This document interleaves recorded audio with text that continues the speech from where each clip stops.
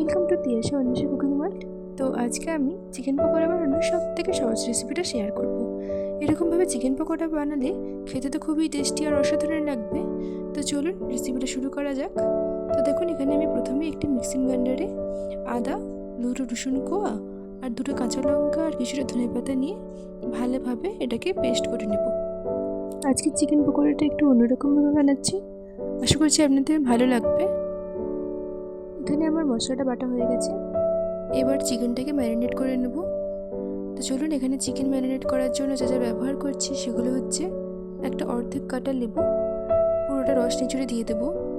আর পর দেবো ওতে ওই যে আগে থেকে মশলাটা বেড়েছিলাম সেটা,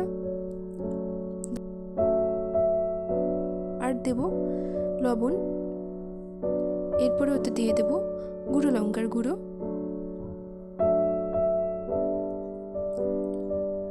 আর ওতে দেবো একটু সোয়া সস, পরিমাণ মতো সোয়া সস দিয়ে দেব। এবার সমস্ত উপকরণগুলো দেওয়া হয়ে গেলে ভালোভাবে মাংসটাকে মিশিয়ে নেব। বেশ মেশানো হয়ে গেছে, এবার এটাকে ঢাকনা দিয়ে কিছুক্ষণের জন্য ম্যারিনেশনে রেখে দেব।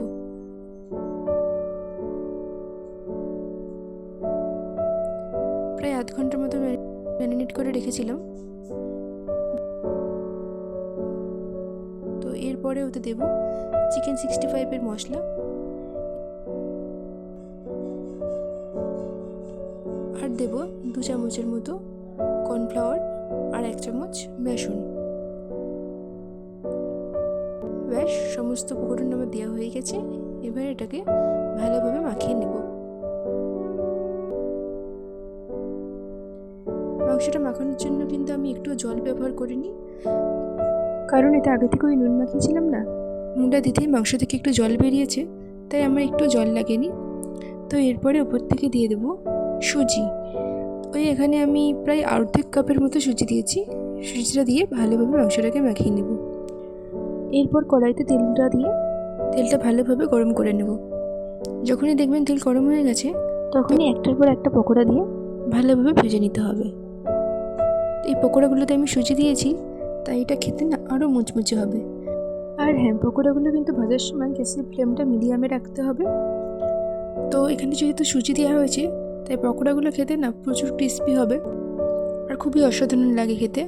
তো এইভাবেই আপনারা একবার বাড়িতে বানিয়ে দেখতে পারেন, খুবই ভালো লাগবে।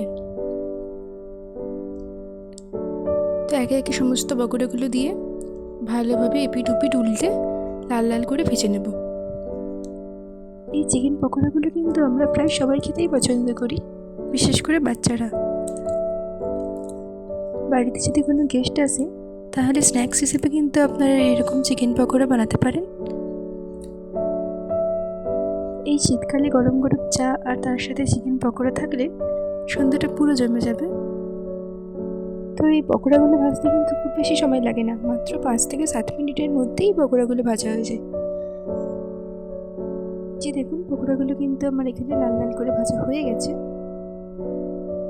এবার আমি পকোড়াগুলোকে একটা বাটিতে তুলে নেব, তারপর পরিবেশন করলেই রেডি হয়ে যাবে আমাদের চিকেন পকোড়া। তৈরি হয়ে গেছে আমাদের চটপটা রেসিপি চিকেন পকোড়া। তো আপনারা দেখতেই পেলেন আমি কত সহজেই বাড়িতেই চিকেন পকোড়াগুলো বানিয়ে ফেললাম। আপনারাও কিন্তু এরকমভাবে বাড়িতে বানিয়ে খেতে পারেন, অসাধারণ খেতে হয়। এবার এই রেসিপিটা যদি আপনাদের ভালো লেগে থাকে তাহলে কিন্তু ভিডিওটাতে লাইক, কমেন্ট আর শেয়ার করতে ভুলবেন না। দেখা হচ্ছে অন্য একটা